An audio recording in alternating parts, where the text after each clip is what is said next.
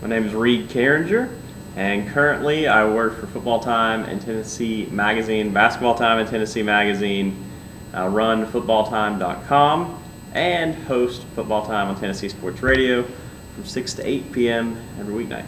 Well, it's interesting. I guess the newest one that I got involved with was Football Time on Tennessee Sports Radio, and that started in May.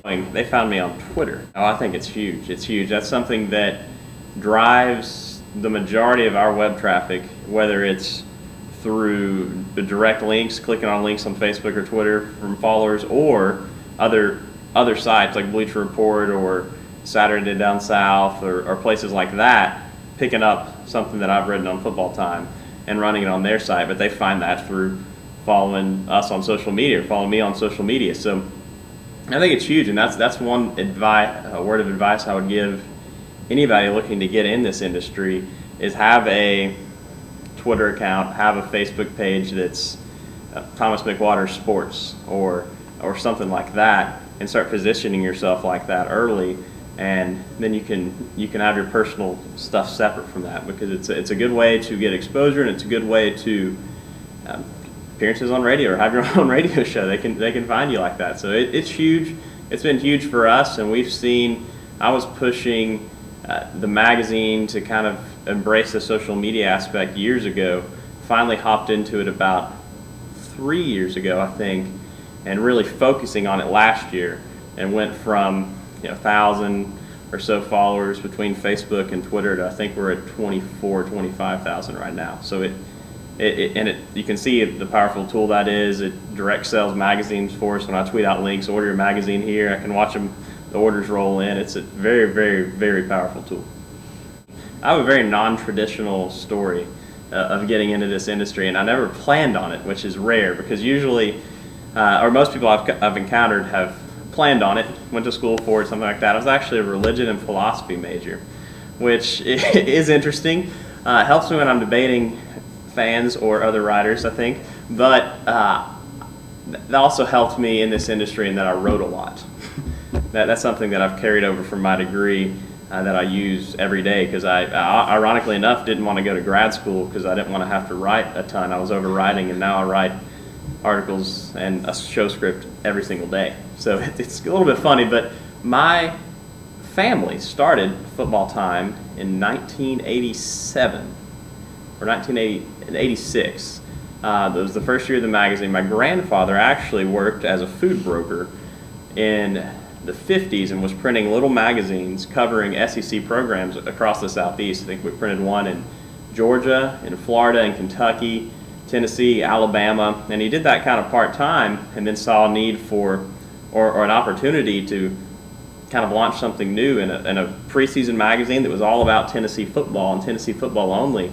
So he quit his job as a food broker, took a risk, and started doing Football Time in Tennessee, the full-size magazine, in I guess I think it was 87. I know I'm going back and forth on the date.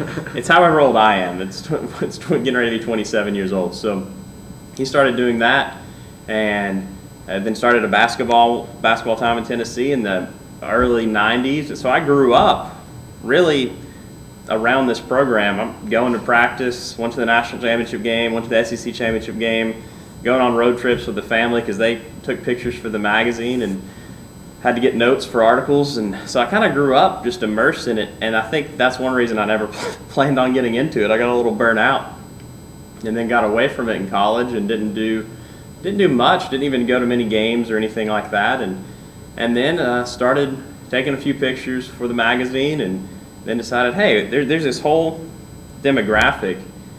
Our demographic is obviously Tennessee fans, right?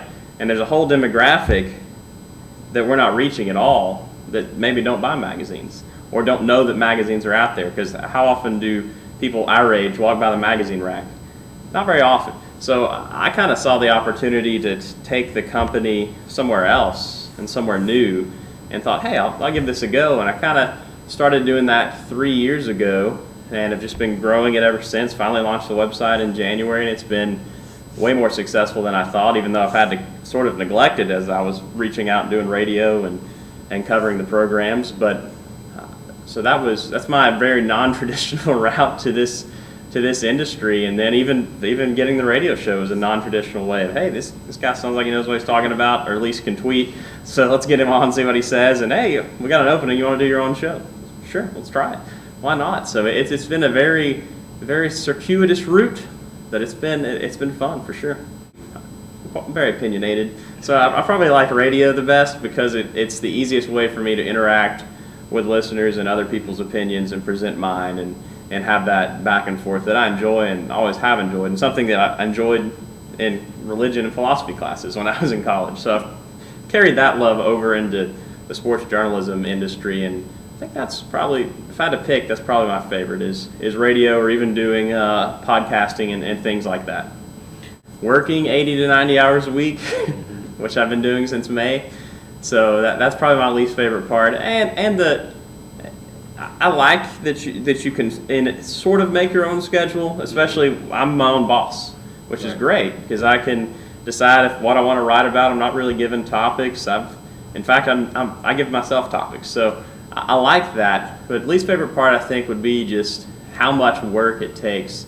At least when I'm running a small business basically, and doing all the content production. How many hours you have to work, and then to go along with that, just you're not home very often.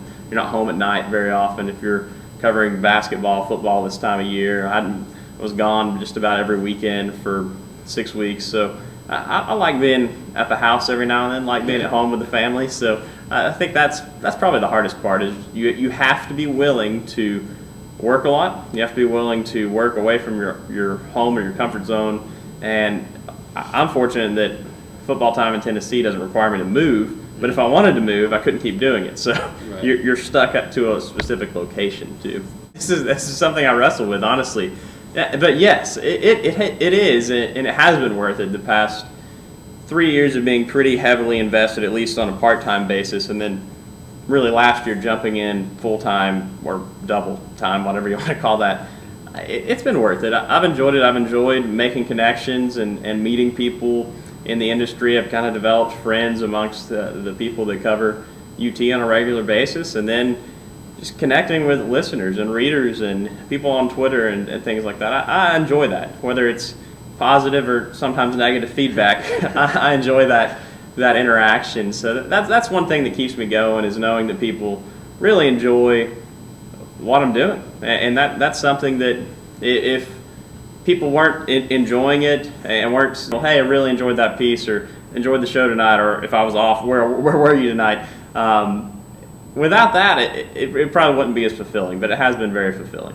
I think you need, and I've had this conversation with a lot of people, whether they was a local TV anchor or a couple of journalism students or people that cover UT, of kind of how the industry, I know you all talk about it all the time, how it's changing, but you really do, I think the most important skill is you have to be able to learn new skills and teach them to yourself fairly quickly and be able to adapt to how things are changing, because the industry is changing. Our primary moneymaker is print right now, so I know how the industry is changing, and we're fortunate that we're still doing very well on the print side, but it's being able to adapt and to learn new things, whether it's being familiar with WordPress and being able to publish and edit your own content, or social media is really a skill to do it in a way that's beneficial to you, to a business, to your brand, if you're trying to brand yourself as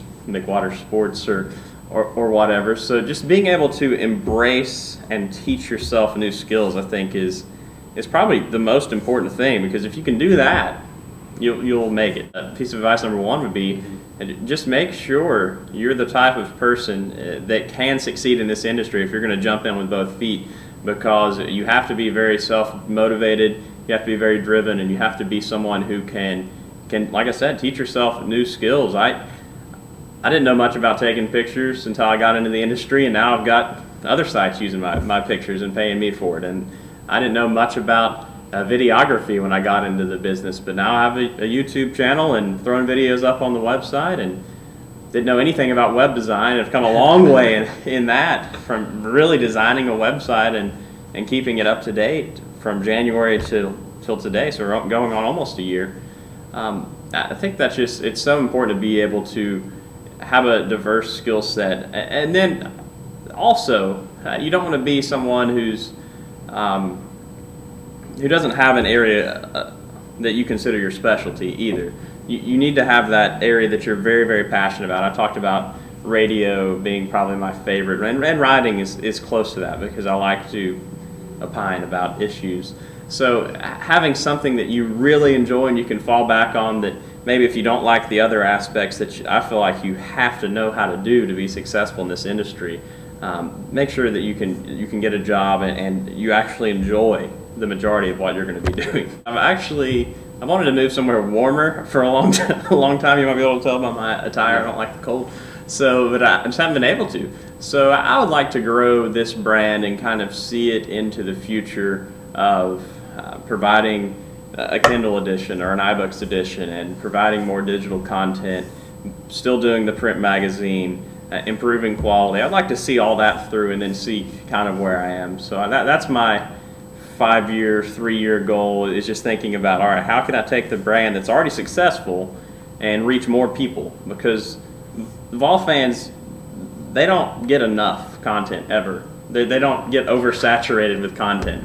They can't. It doesn't seem. They're just a rabid fan base, which is great. Even in the last couple of seasons, which were pretty miserable by UT football standards, we just about sold out of magazines every year because Tennessee fans they crave it. So it is funny to see from the 80s when we started to now how it's the magazine and our content has survived several recessions. It's survived football recessions, if you want to say that, especially lately, and done really well. But that's my immediate goal, and I say immediate in the 3 to 5 year range, is to develop the brand into something that can reach more people, and Vol fans, no matter how they like to take in information, we have a footprint in all of those things. And it's done quite a bit this year to head towards those goals, but I have a lot more plans in the works in the future for improving the brand and making it more diverse, yet still keeping that brand, that football time, basketball time name intact, and make sure it's around for a long, long time, even if people quit buying magazines in 15 or 20 years.